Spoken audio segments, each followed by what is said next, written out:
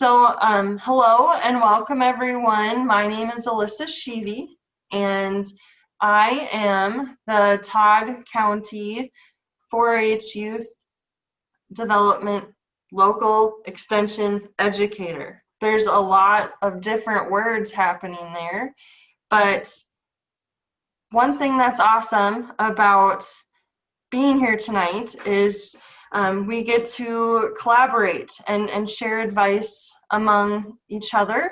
So I just want to welcome you all tonight. And so I do have a question for us, kind of serving as our icebreaker again. Tonight's question is, what is your favorite saddle to ride in? So this could either mean the type or the brand. It's totally up to you. But I'll have you all introduce yourself, what county you're coming from, and then answers to the question. So again, the question is, what is your favorite saddle to ride in? So I'll start with Montana. Hi, I'm Montana. I am from Mille Lacs County. My favorite saddle to ride in is my barrel saddle, and it is a Circle Y, and it's called the Proven, I think, and that's my favorite saddle. Awesome. Then you can pick who's next. Ooh, should we have Emily? Do you want to go next? Hi, my name is Addison. I live in Polk County, and I just like Western saddles overall.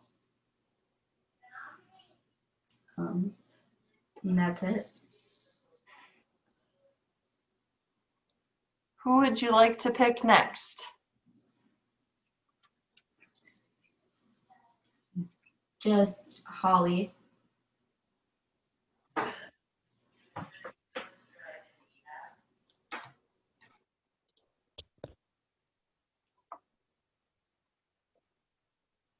Oh, she muted herself.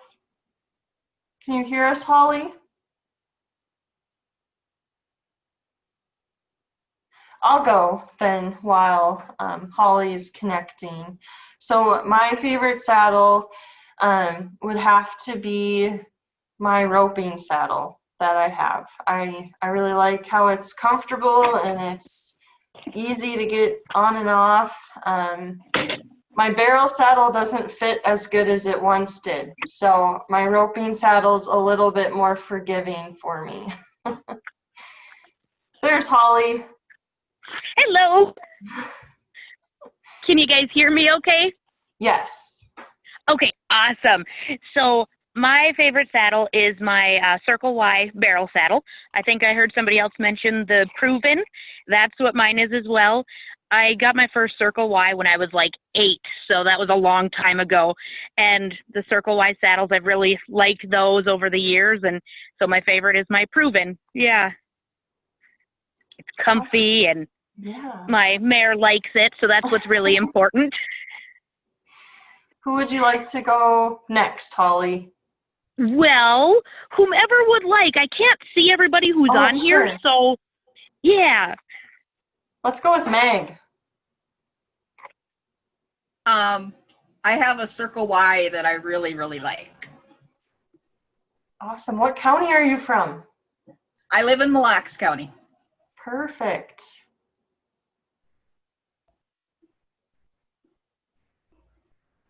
How about Anna? Hi, my name is Anna, and I'm from Pope County, and I like my Circle Y barrel saddle.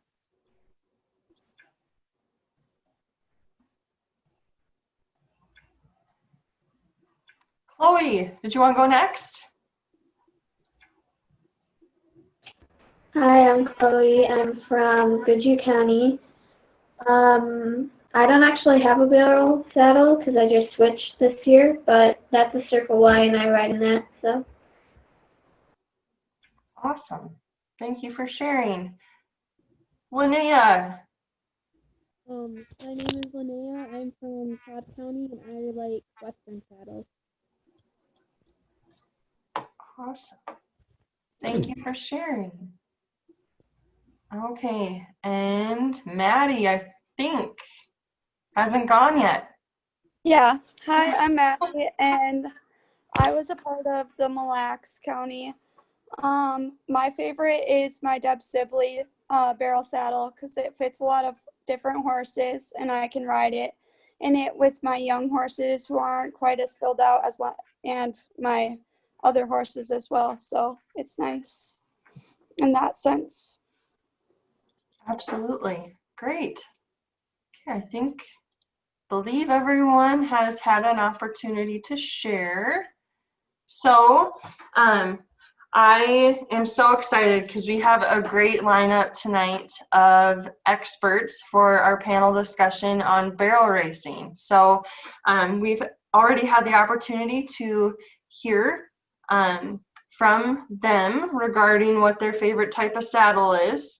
So Maddie Strube, and if I'm ever saying or mispronouncing a name, please correct me, because I myself have a last name that's easily mispronounced. So I totally feel bad if I mispronounce someone's name. It's Struby, but it's okay. Struby. Okay, perfect. Yeah. Struby. Thank you. I need some corrective natures sometime too, so that's great.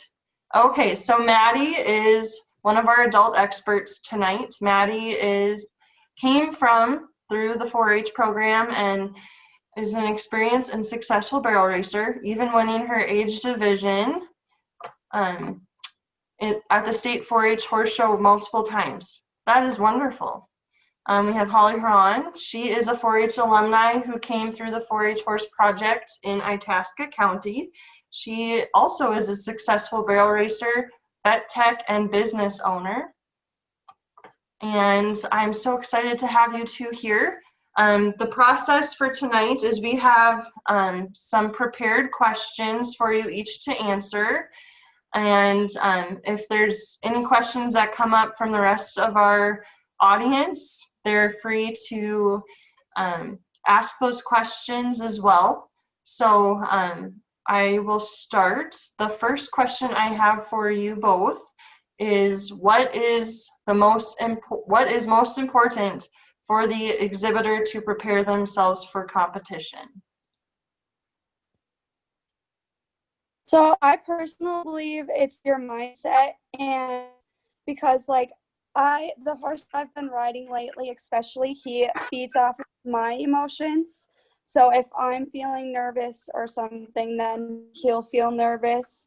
And it kind of so you kind of need to keep yourself calm and go through those pre-run rituals that can help you, because I know I have a set of things that I always like to do before runs that just kind of help me focus in on what I'm doing. So I find that always to be helpful for me. That's so true. How about Holly? What is your most important tip for the exhibitor to prepare themselves for competition?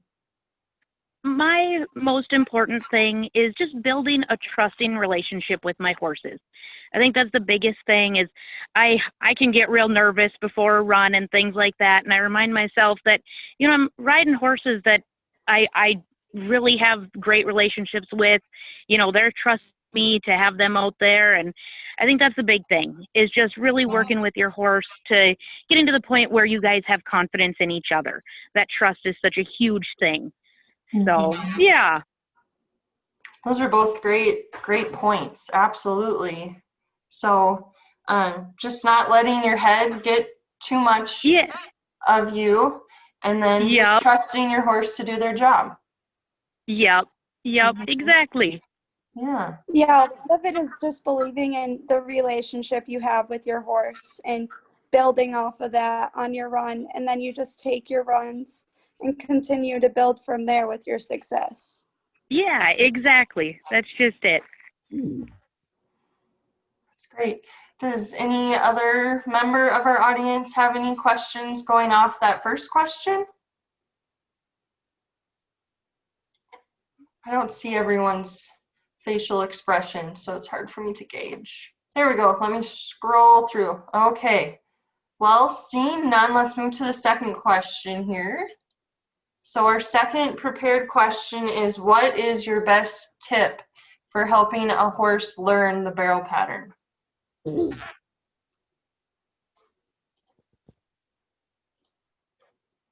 Holly Personally, want to? Oh, there you go, Maddie. yeah, I can go. I like just having like consistency and like repetition while you're practicing. You don't want to like change up a lot because that can like affect them a lot. Like I'm working with a young one right now and it's as little as like I had different reins on her one day and they were longer, so like it affected my riding and then it affected her as well. It kind of just goes with everything. Mm-hmm.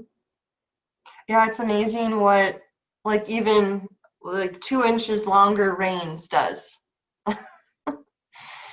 How about you, Holly? What's your best tip for teaching the barrel pattern? Oddly enough, it's taking things slow. You know, I know it's a speed event, but taking things really slow when we first start.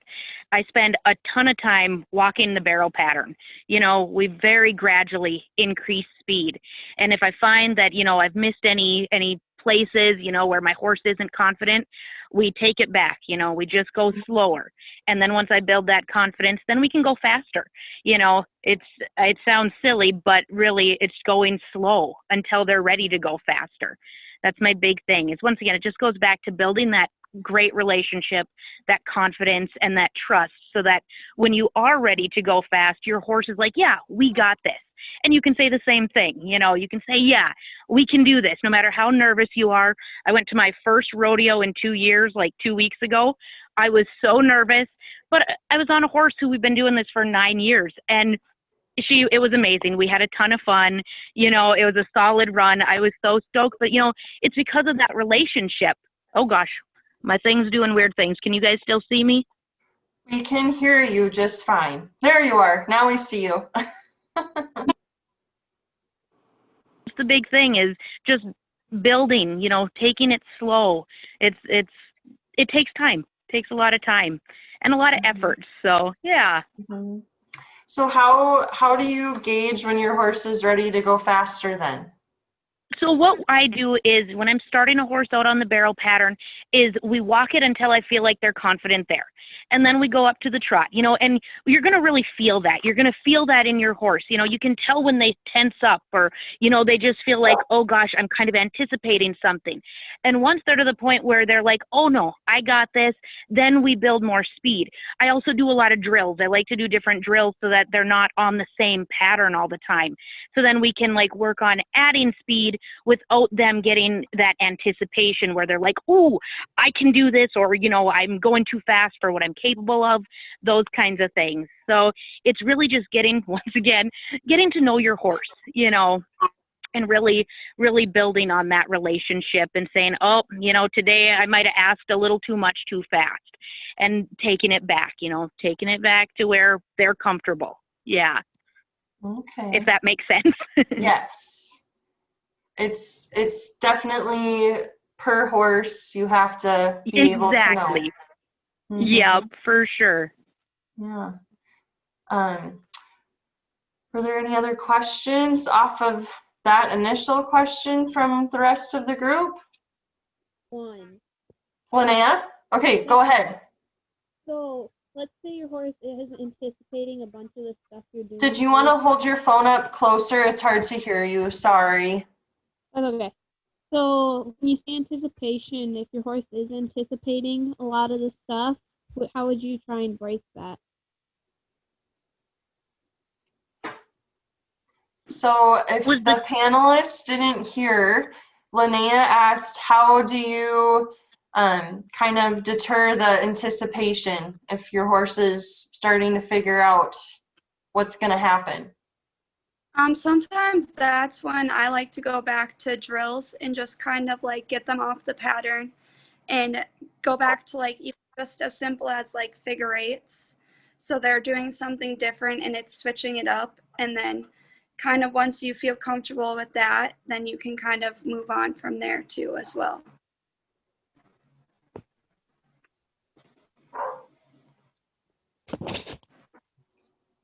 How about you, Holly? How do you? I absolutely agree with Maddie. Absolutely.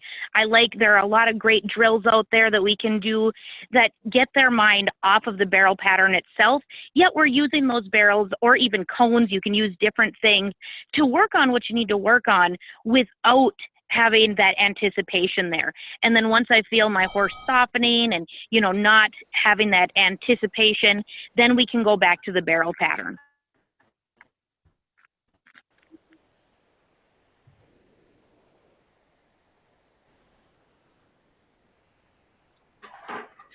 Hi guys, I'm back. I had to let my red heeler back in because he was barking at the squirrel in the tree. Does anyone else's dog have a hatred for squirrels? Yes. We're trying to work on that anticipation for him myself, but we'll see how that goes. Awesome question, Linnea. Thank you for asking that. Yeah, that was a great question.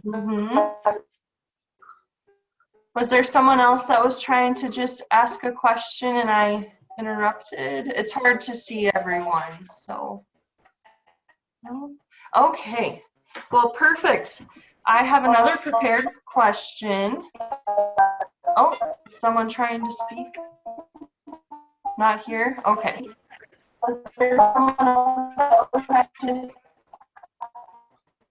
Hearing some background noise, so I don't want to cut anyone off if they have a question.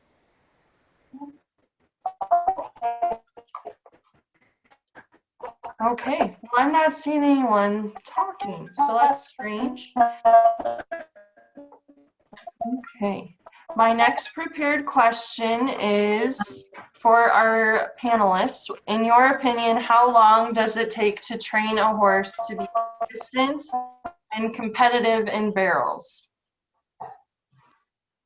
Kind of going back to what Holly was talking about, it's really just about time and building like the relationship. You can't really put a time on it because every horse has a different natural ability, and some of them will like learn it really quick, and then others just need that more time. And so it's kind of just repetition and consistent practice to the point, and when you feel like they're comfortable at that level, then you can jump up to another level. But you kind of just have to take it slow and don't rush anything, because when you start rushing things, that's when you can build bad habits. And so you want to take it slow so you can stay away from those.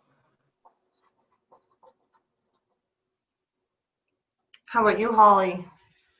I absolutely agree with Maddie. She is so spot on there. Every horse is different. We got to listen to what they tell us. Some do pick it up really, really quick. And then some, it takes time. It's just like us, just like people. Some people pick up on things real quick, and some it might take us a little bit longer. So same thing with horses, and really listening to them. And if they're kind of seeming like they might be confused or they're just not ready to go faster, then we have to listen to that, and really acknowledge that and do what they need for us to do. We might have one where they pick up on it so quick and we're like, wow. And then the next one, maybe it takes longer, but they may end up being an amazing barrel horse. It just takes them a little longer, and there's nothing wrong with that. So yeah, it's just getting to know each horse, seeing what they need, and treating them as individuals. So I think that's a really big thing. Yeah, that's totally true, because we can't just assume it's going to take a year or 2 years. It may only take one horse half a year and then get it figured out. So totally true. Yeah. Totally true. It helps to listen to their movements too, because sometimes feel them, know where they're going, and they know their placement, and then other times they may feel lost or confused. And that's kind of where I'm at with my 3-year-old right now, is just kind of seeing where she knows her placements at different speeds and going from there. That's great. It's just so true. You can't rush it. You have to go slow to go fast, I guess. Yep. Exactly. So that wrapped up the prepared questions that we had. Do any of our other attendees have any questions that popped up? Let me scroll through here if I'm seeing any hands being raised. Well, I guess I have one. So what does your nutrition program look like for your barrel horses?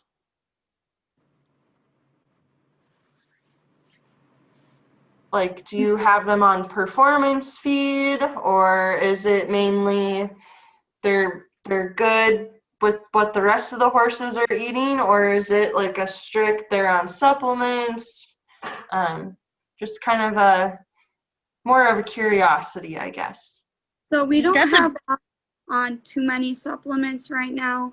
They're mainly they are all receiving the same grain. They're getting like a sweet feed to kind of keep weight on them right now, because a few of them, since they're being conditioned so much, they just need to put on a little extra weight while they're trying to maintain that. As far as supplements go, we've limit kind of to like MSM or like a simple joint supplement. But for like, we have a 19-year-old, so like we'll give her like a couple other like things that might help her joints, but we don't inject her or anything, so nothing too serious. Thank you for sharing. How about you, Holly?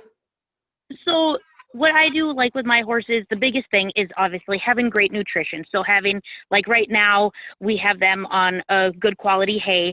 And then like my barrel horse right now, she is on a feed, a performance feed. It's Nutrina Performance. I feed her that daily. And then as far as oral supplements go, I don't do any of those. I have over the years. I've probably had horses on all sorts of supplements. Recent studies indicate that because of the way that the horse absorbs things, they actually break down these molecules and they don't absorb them how we want to. So they're essentially eating them and out they go. So what I do is I actually have my barrel horse, she's on Pentasan, which is a big word, polysulfated glycosaminoglycans. Oh, and what that is it's something, yeah, sorry. Anyways, I love any sort of equine rehab or things like that, so I get really excited about these things. But so that's actually a monthly intramuscular injection, and studies indicate that that actually gets to the joints.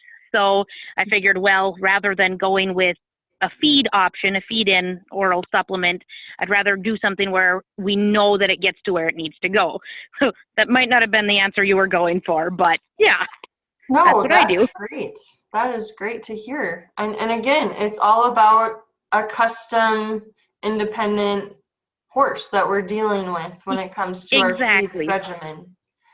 So we can't assume this feed will work good for your other horse, because age totally makes a difference. It does. Absolutely. What does the performance feed do? So the question was from Chloe, what does the performance feed do? So that particular feed, it does have more calories in it. So it's actually oddly similar to like a senior feed. It's just formulated more for a horse that's burning more calories. So it has a higher caloric intake in it. So essentially energy. That's what we're going for. So like Lita, my main barrel mare, she's on her hay, and then we just do a relatively small amount of this particular feed. So it's just monitoring each individual horse's caloric needs. Oh gosh. That's a great question, Chloe. That is really a really good question. Mm-hmm. Are there any other questions from our attendees? Okay, I have another one. So you guys are hauling horses all over usually. It's probably a little bit different of a summer for you both, just with our limited abilities to get out and do runs. But do you guys have any tips or tricks on getting horses to drink water when you're not at home? Or are you guys lucky that your horses drink whatever you put in the pail in front of them? I mean, for the most part, my horses typically just drink what from wherever. So like, but we always bring like we have a tank in the back of our trailer, so we just bring our water from home anyways. So I feel like that kind of helps in some sense as well, because at least we have that like familiarity for most of the day until we run out of that water. But yeah.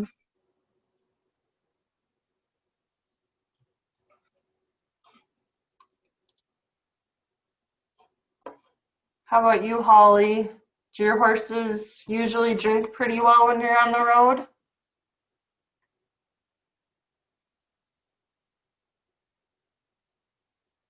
We may have lost her. I'm not sure. Well, we'll wait until she gets hooked back up. But I guess, Maddie, do you have any like words of wisdom for our young 4-H members on bettering themselves or bettering their horses when it comes to running the barrel pattern? So what I always think about is you have to think about your growth in little steps. So like every little success is like a milestone in reality. Like, and when you break down those successes into smaller parts, those big wins really make it a lot more meaningful, I found. So like, and when I realize, like, if I think about like the relationship that I have with my horse, and like I pride myself on the relationship that I have with my horse, and that's what makes those wins just as more important as well. It's just the bond that you have between you and your horse. It really makes a difference. Mm-hmm. Very true.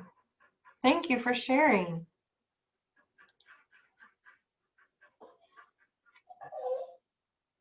Does anyone else have any questions? No, I'm seeing some shake hands. Let's see. Okay, well, I'm not seeing any other questions right now. So, seeing none, we can certainly move to our reflection time of the evening. And this is, will be all of us sharing what our takeaway is from tonight's visit. So if Linnea wants to start us off with what your takeaway is from the evening.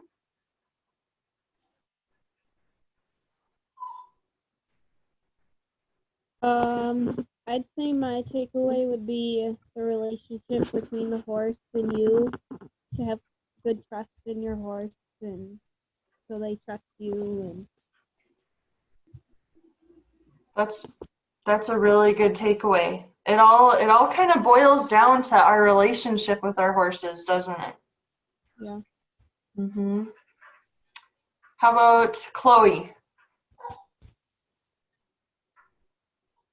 I'm gonna probably ask my mom about the different feeds that we could look into, and I had another one. Now I can't remember it.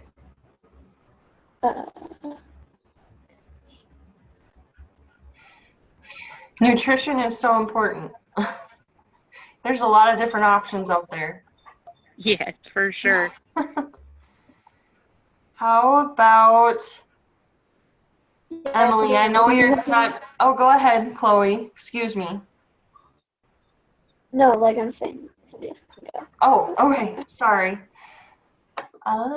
Let's go to Emily, and I know you're not Emily, but I'm going to say your name wrong if I try to guess it again. It's Addison. Addison. I was thinking Allison, so. Just like to bond more with the horse, with my horse, and like try different techniques. Do you guys hear a whiny red heeler? Because that's what I'm hearing on my end. He wants to get in on the action. Yeah. How about Meg? What's your takeaway? Having a good relationship with your horse and then breaking things down step by step, especially with starting with younger horses. Absolutely. Anna, would you like to share? Oh, sorry, Chloe. I remember the one that I forgot. Okay, go ahead. Just taking it slow and not trying to force anything that she can't do yet. Very true. It's hard to sometimes take things slow when you're so excited and things are going well. It's really easy to want to keep on going, but you have to remember to rein it back in for ourselves, I guess, too. So okay. Anna, would you like to share? My takeaway was building a relationship and trust with your horse. And then I also had a question. How tight do you want your turns to the barrel?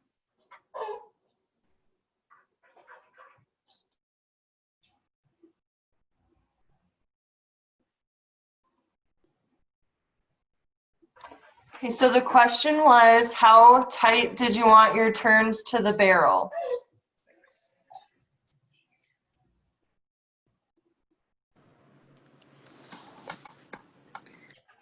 So kind of for like my horses at least, it kind of changes based on their running style and how they like to sit and turn. But you kind of, what I like to base it off of is like their pocket going into the barrel, which means like the angle that they're running into it.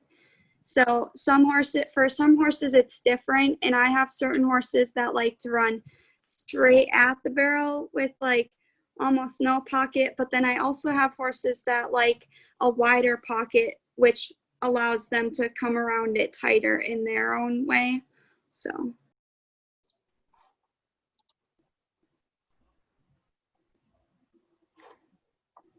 How about you, Holly? Yeah, I definitely agree with that too. Each horse is different. So you might have one, like one of my mares, we go in a little bit wider, but she is so snappy on the back side of the barrel that it's kind of what we got to do to get where we need to be around the entire barrel. So it really depends. And then, yeah, I've got one that it's a whole different deal. You know, we get in closer, our pocket is tighter to begin with, and she just wraps that really tight the whole way around. So it just really depends on each individual horse, and figuring out their running style. So, yeah. That's a great question. Thank you for asking. And thank you for answering our panel of experts. Okay, how about you, Montana? What's your takeaway? My takeaway is definitely to take things slow. I have a 5-year-old, and this past weekend we went to a barrel race, and we've lately been on our second barrel having some problems. So, you know, this week and even at the next few shows, definitely start taking things slower until she can find where she needs to be again, because this spring she was doing really good around her barrels, and then as we kept going, she kept finding new problems that we needed to fix. So it's definitely just taking your time and going back and starting with the basics with her, so I can really just get her really consistent on the pattern. Mm-hmm. Yeah, I think my takeaway from tonight is just you have to go slow to go fast. And I'm the type of person that's like, it's going really well, I'm gonna keep progressing, but then sometimes I get the cart in front of the horse, so to speak. So it's always good just to kind of relax and take those small successes like Maddie shared. So all right. Well, does anyone have any last minute questions? We do have about 20 minutes left slated for the call. If there's any last minute questions, we certainly have time to answer them, but I also don't want to that you're talking? Is there a question? Or is it me having some background noise? I don't know. It's hard to tell with Zoom sometimes.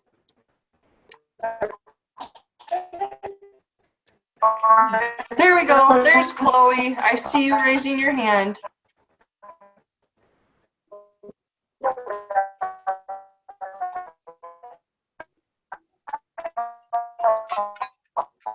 Chloe, would you mind typing your question into chat if possible? We're not able to really pick up what you're saying.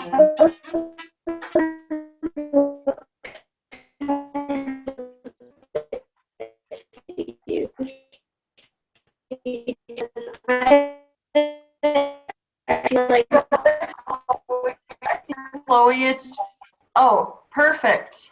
She was wondering what bits you use.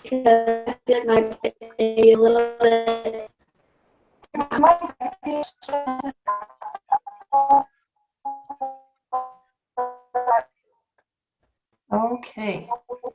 So if you guys can hear me, Chloe has the question, what bits do you all use?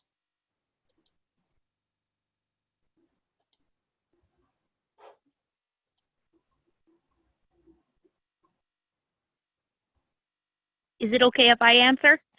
Is that okay?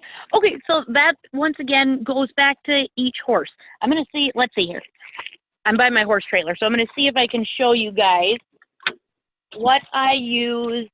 So on my main lady, I'll show you what I use on her. Let's flip on a light. Okay, let's see here. Can you guys kind of see this? I'm not even sure if I've got the bit anywhere near there. What she has, hold on, maybe we'll go this way. Oh, goodness. Oh, I've lost me. Can you guys see me okay? Can you hear me okay? We can hear you, but it looks like the camera froze. Oh, no. Oh, good. Okay. Let's see. Maybe if I bring this outside, we might have better reception. Okay. We'll go on an adventure.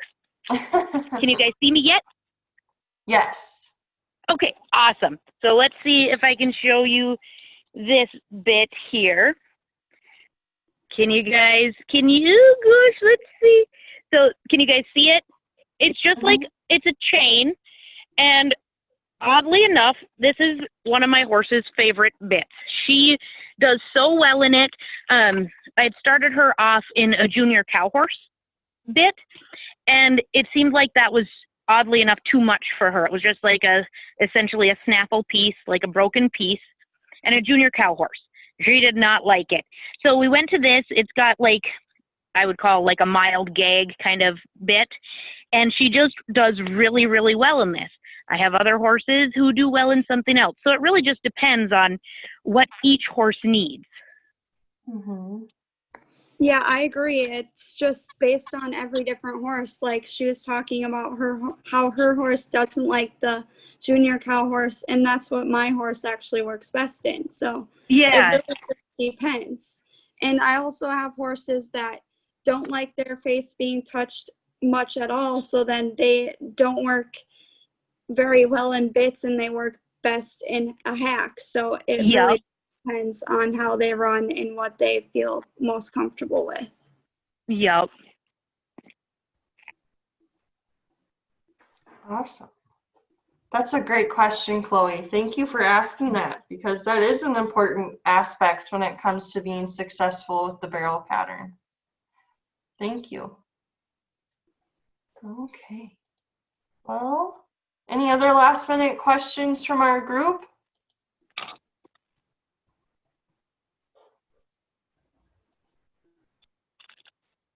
Okay. Well, I just want to thank Holly and Maddie for their time this evening joining us.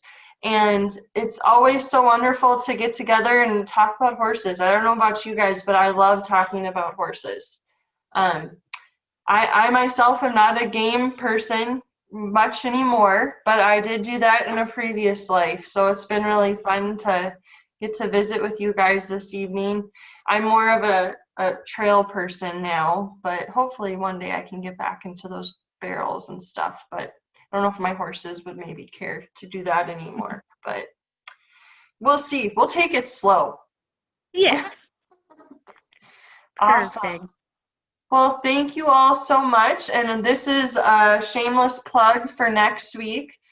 You may have seen an email come through regarding our exclusive interview we have coming up with an NFR barrel racer, Jane Melby. We will be visiting with Awesome. her on September 1st at 8 a.m. So be there or be square. It will be recorded. If you can't make it, we understand. Life gets busy and it's pretty early in the morning since it's still summer, technically, since school hasn't started in Minnesota yet for us non-college kids. So there's information regarding that exclusive interview opportunity with Jane Melby at the Minnesota 4-H Facebook page, as well as the Horse Project page. And it's also on our website as well. So if you guys want to get registered for that next week, go ahead. Oh, has it already, Chloe? School's already started for you? Sadly. Yeah, it's one of those things. What can you do, right? So again, if you guys think of questions, just send me an email or send your local extension educator an email in your county, getting that question to them, and we will get that answered. And that's what's great about this virtual program is we're always connected. So it's not a, we'll see you next year. We're always connected. So that's really a handy thing to have. So thank you all again so much for joining us, and have a great rest of your evening.